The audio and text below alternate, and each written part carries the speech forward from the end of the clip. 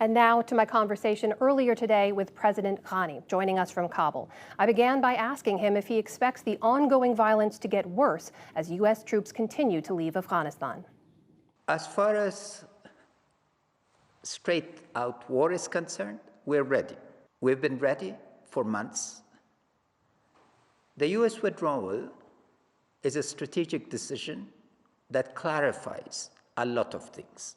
The war will become simpler because all the allegations of international conspiracy or international desire to stay permanently, etc., is now come to an end. We need to work together. And the other factor is the region. The region now has clarity that the US has no intentions of a long-term stay. Consequently, we need to get together to arrive at collective security strategy.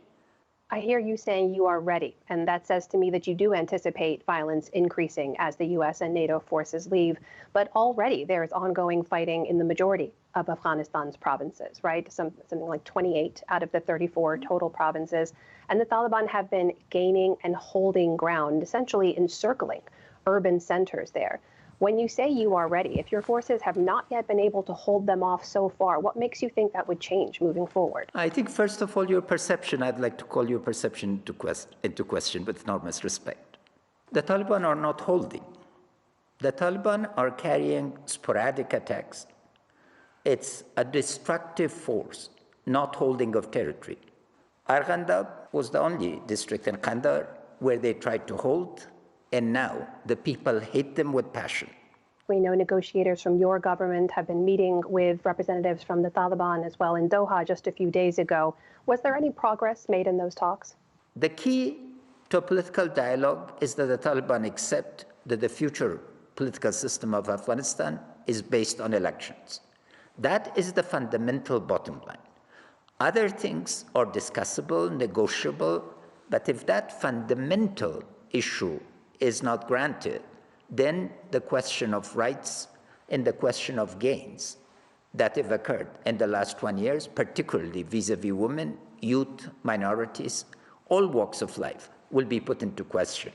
And the Taliban have said that they will continue to engage in these talks, but I'd like to ask you about the plan that you recently laid out in an article about how you think things should move forward. You'd like to see a short transitional government put into place, elections scheduled and held. You said that you would not run in those elections and that you would leave office early if your successor, who was elected, had a mandate for peace. Are there any other circumstances under which you would step down early? No. None if there at all. is war, no. If there is war, I'm the commander-in-chief. I will not abandon my people. I will not abandon my forces. I'm willing to die for my country. I have no interest in power. I'm committed to the principle of ensuring order. Afghan society wants order. At the same time, Mr. President, the Taliban have told us that if you, President Ghani, want to stay in power, they say there will be no solution. And they say the longer you stay in power, that it will only prolong the fighting. So if it's in the interest of even reaching a peace agreement in the first place, would you consider stepping down early to move forward that process? I've given you my answer. Are they going to accept elections as the fundamental basis of moving forward or not? I'm not the obstacle. I've brought it, I've declared it, I've built consensus around it. They need to first say, is this a Trojan horse strategy? To strip the government of capacity, behead the government, and then carry out. This is a time-wasting technique to focus on me rather than on the solutions. Mr. President, let me ask you about the timeline, though. What if there's a transitional government for a very long time? You've ideally laid out that it would be a short transitional government. Elections are quickly scheduled. What if that doesn't happen? What if there are no elections for a long time? What then? No, the elections will have to take place because we cannot go without the will of the people. Legitimacy depends. I've been working on this for 2 decades. There are lessons. Peacemaking is not jazz. It's not improvisation. In order to do jazz, you need 10,000 hours of preparation. You've made clear that you do not oppose U.S. withdrawal. You've answered the question and said that there's no sense of betrayal there on your part. The question, you say, is where our common interests now lie. So the U.S. has made very clear what their interests were, right? It was to get Osama bin Laden. It was to make sure that Afghanistan does not provide safe haven for any threat to the United States. What about for Afghanistan? Where is the common interest between your country and the U.S. right now? The threat of terrorism is changed. It has not disappeared. We are all agreed on this. 2, the United States is committed to supporting, providing support. This is financial. In the security area, in the economic area, in the humanitarian area. Because the United States, fortunately, shares the values of supporting the gains of the last 20 years, and our discussion is enormously productive.